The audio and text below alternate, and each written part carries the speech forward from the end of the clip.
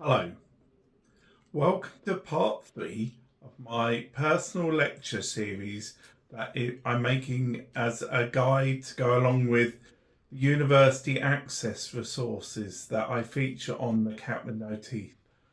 My name's Alan Cross, and today we're going to cover a different school of thought from the last two lectures, which were maybe more based around discussing what the activity of philosophy actually is and how it relates to other fields such as science and so forth.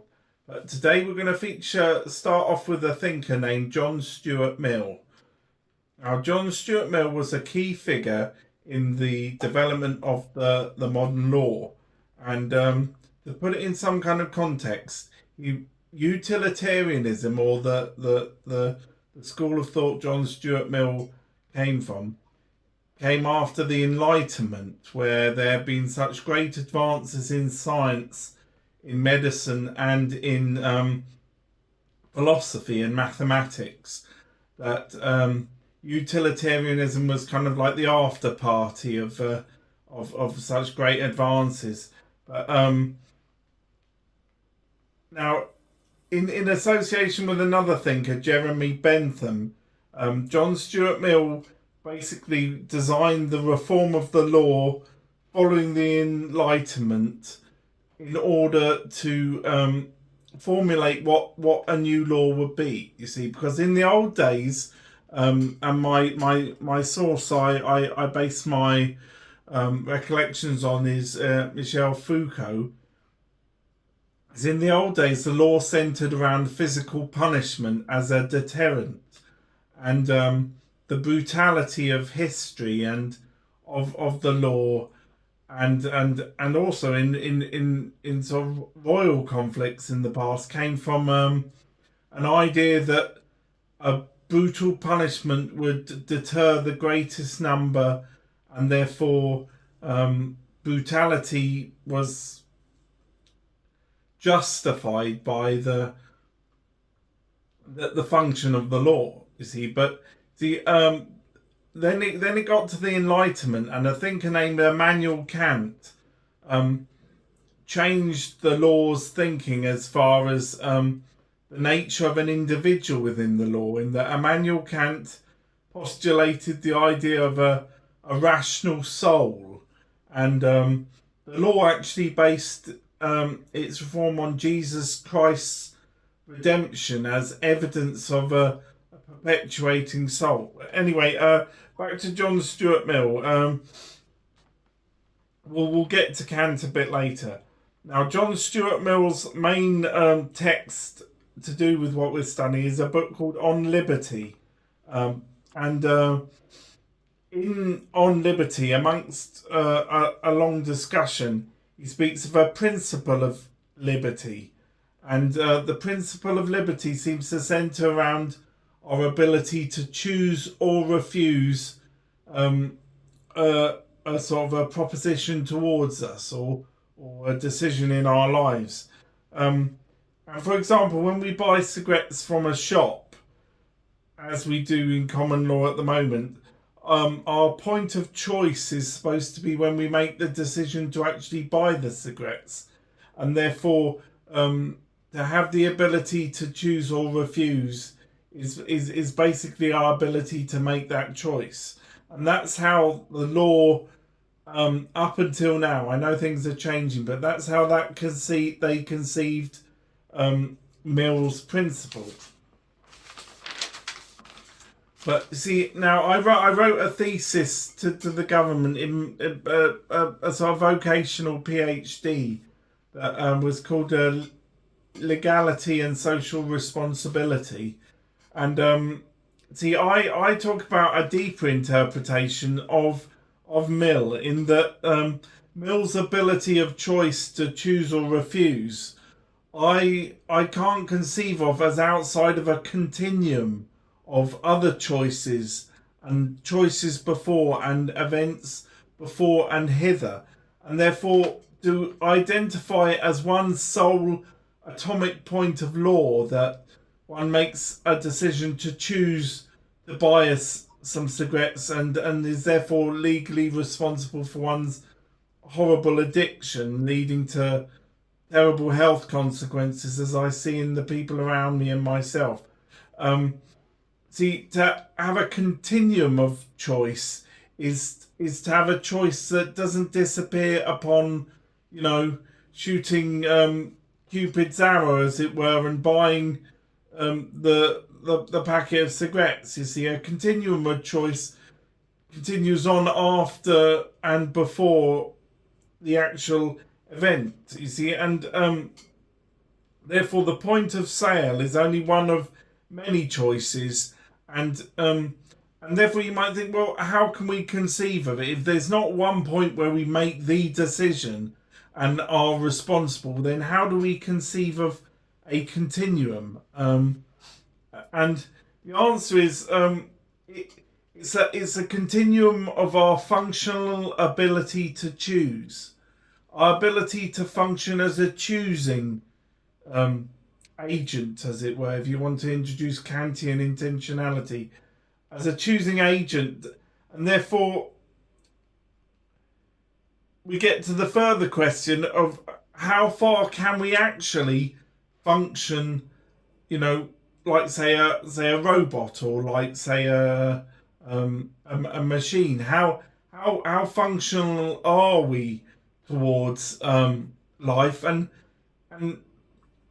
what is the end we're functioning towards? I mean, are we like a microwave doing a 30-second program, or I mean, we're such different individuals, such different personalities and souls and backgrounds. Each, our actual liberty is something uniquely defined by ourselves, and therefore you see how this thesis of one atomic point of choice, where our liberty has been foregone by our previous liberty, an idea of a continuum, or a continuing ability, it seems to me to make more sense, but you can make up your own minds. But then we struggle upon the incredibly deep, meaningful and mysterious problem of free will and determinism. You could say, basically, if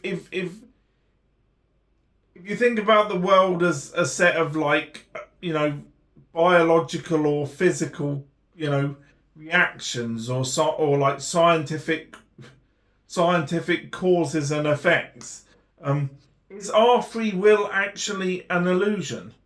I mean, the amount that the outside world controls everything is to such a degree beyond our comprehension. The number of causes and effects, and the slings and arrows of outrageous fortune of a life before us, we can't predict in any sort of rational sense. So I mean, you end up in a sort of solipsistic point of view. You just wonder, well, am I just like a passenger on a train? Am I in a simulator, just being taken to where I'm going? And intentionality is, more to do with our instincts and our animal nature and our physicality. I mean, to really solve the problem of free will and determinism is kind of like, it's kind of two very uncomfortable bedfellows that neither can kick out of the bed. You just have to somehow believe that one is the other and the other is one, for no kind of reason, in the sense of being a one perspective universe. Like they're two aspectually similar things, or identifiable things. It's anyway. It's a big question, the problem of free will and determinism, but you have to think out of a box in order to really grasp it. Anyway, back to John Stuart Mill. Anyway, how more practically can we see the problem? Well, how far do others' liberty impact upon our own? You see, because we're talking about our continuing functionality, it seems to fit in better with Mill's response in this, which is our liberty is not to infringe upon the liberty of others, and therefore the parameters of our liberty are defined by the parameters of others' liberty, which would seem to suggest a continuum of choices rather than an absolute point of choice where one would go back and smoke in a room full of children, for example. But so, how do we function ad continuum, or in this continuum of functionality with liberty? You know, what are we functioning towards is the question. I put it earlier, and essentially the Greeks came up with a very good answer to this as well, which is a Greek word which learners to philosophy might try and take literally, which to do with Greek translation doesn't really go into the English language. The name of the word is eudaimonia, or the eudaimonic. And the best way I think to grasp this, if you think of short-term happiness and long-term happiness, long-term fulfilling, life-rewarding happiness, and the sort of short-term pleasures and attractions and glitz and blinding lights of the modern world. The glamour versus the that real L'Oreal feeling of being worth it.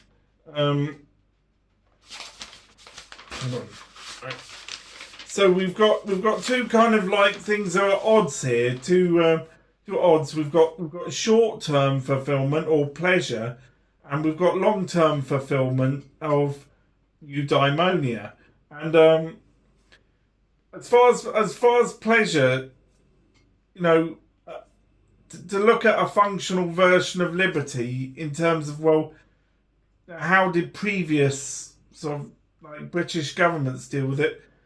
You had the temperance movement, which was a big movement when the country descended into gin, opium, and discord, which was a Christian movement to do with tempering the desires, but also tempering the addictions. And moderation has always been. There's always been. My brother's favourite saying was always everything in moderation, and I'd always say to him things like, "What do you mean? Do you mean ripping down your curtains in moderation?" But things like that. So to say absolutely everything is a misnomer, but things like pleasure, like short-term pleasures in moderation.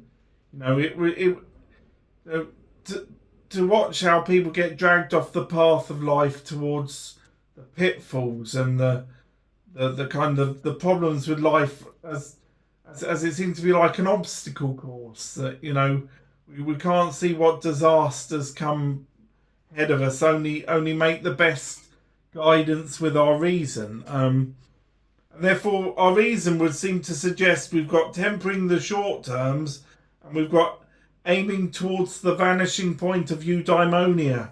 Ooh. So we've gone into a kind of utopian argument, somebody might say, and they might say this in a discouraging sense, in that it's it's abstract. It's it's not related to the problems of the real world. But see, in legal terms, an argument like I would put, as I also wrote in my doctorate in philosophy, it's a principle of jurisprudence. Now, you've probably heard of prudence in life as in being, very, very cautious, very, very hesitant without certainty.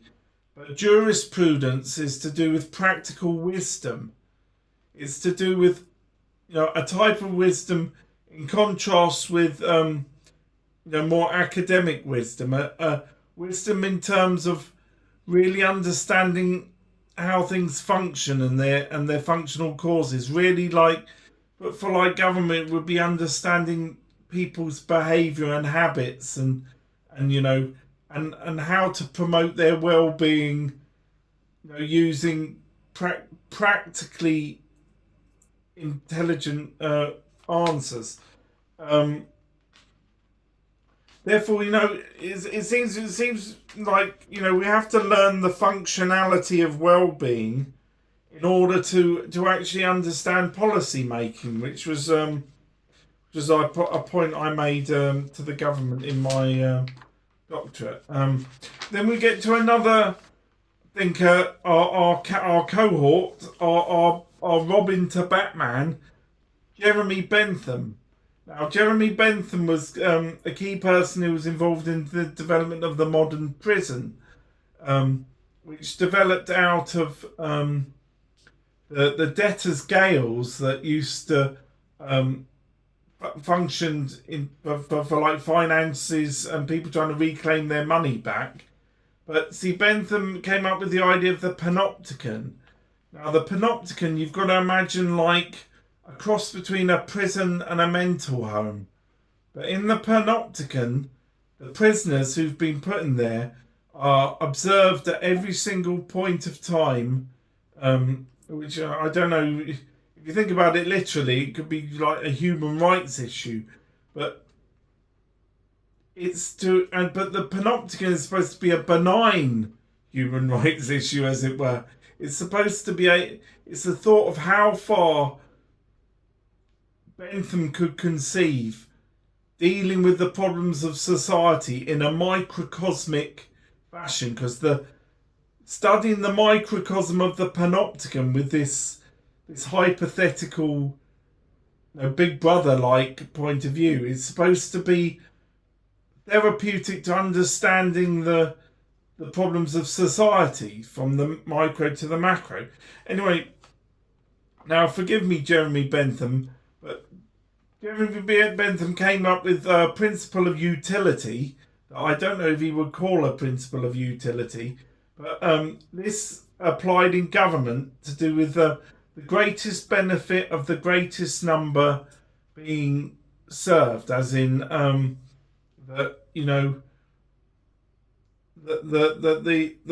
well-being of 1,000 people's greater than 100 and greater than 10 and ultimately greater than 1. And therefore we have this towering Benthamite philosophy issue of the majority over the individual. Does the individual have any meaning in a Benthamite idea of policy making? I mean, and it comes up with some alarmingly dystopian. We've gone from utopian or idealistically visionary to dystopian or dysfunctionally idealistic idea of that an individual would cease to have any meaning. Their whole meaning would be overridden by the nature of majorities, of tens, of twenties, of hundreds of thousands, and we wouldn't deny our own meaning. So I was always brought up to try to treat other people as I would want to be treated, and I always found this as a principle. Even though people don't treat you the way you want to be treated in life, to show others respect is to respect yourself, because that's how people respond sometimes in life. And this came up with the idea that this offshoot of Benthamism called crude Benthamism, where human beings just become like spare parts of no meaning to society, and no individual has any meaning over the crushing imperative of Bentham's greatest number. You see, going back to the Enlightenment and Kant, this came into a great clash with Kant's principle of a human soul, which was the main thrust for the acknowledgement of the individual in society, and the whole idea that the law came towards, which was the reform of the soul. That because they managed to conceive of the soul in the law with the help of the Enlightenment, that the purpose of Bentham's Panopticon would seem to make sense in that we were souls that were to be reformed rather than used as a means to an end, as as a deterrent, as we discussed earlier. And Kant was very insistent upon the principle that we're ends in ourselves. And you might say, well, what is an end in itself? Which is, using philosophical language, it's not always exactly apparent. But for Kant, we're intentional, purposeful determiners of ends. You see, for Kant, you've got somebody with projects that determines facts in the world, and an end in itself is only really an object, or an object of purposeful ends, and therefore it's really a category error to confuse the two for Kant, because okay, Dave, I'll be with you. Right. We are rational, intentional principles of the soul for Kant. Basically, we are rational in the sense that we differ from others in the world, such as animals that function with a different kind of rationality. Kant would probably draw an analogy with no rationality, possibly, but I don't want to speak for Kant because it's not very easy. But anyway, and we're principles of a soul in that we act towards our own well-being. We're all hard programmed with the survival impulse that can get damaged, deterred, taken away, and therefore just as society functions towards our well-being, in my thesis of a more realistically, wisely founded approach to public policy, we are small microcosms, just like Bentham's Panopticon. We function in ourselves towards our well-being. We aim towards our well-being, and therefore Bentham's Panopticon, in what I can only analyse, was supposed to be correcting us towards that functioning towards our well-being, our eudaimonia, but also understanding how society could be steered in the same direction. So we've got three levels. We've got the individual, we've got the panopticon, and we've got society. If there's anybody from the RSPCA, I will feed Dave shortly, just when I finish this. Right. But then again, when we talk about functionality in society and individuals, and even in Bentham's Panopticon, we're dealing with a very inact science, in that it's a bit of an ironic kind of reality, in that functionality is a type of dysfunctionality, and therefore we have better types of functionality and worse types of functionality, in that they're different types of dysfunctionality. But things don't have to get syndromatically dysfunction, or a dysfunctional series that gets worse and worse and worse and worse. Society can aim towards a better functionality, and the individual and the panopticon or Monday prison too. So even though there's no perfect system, we can still aim at better. Thank you very much.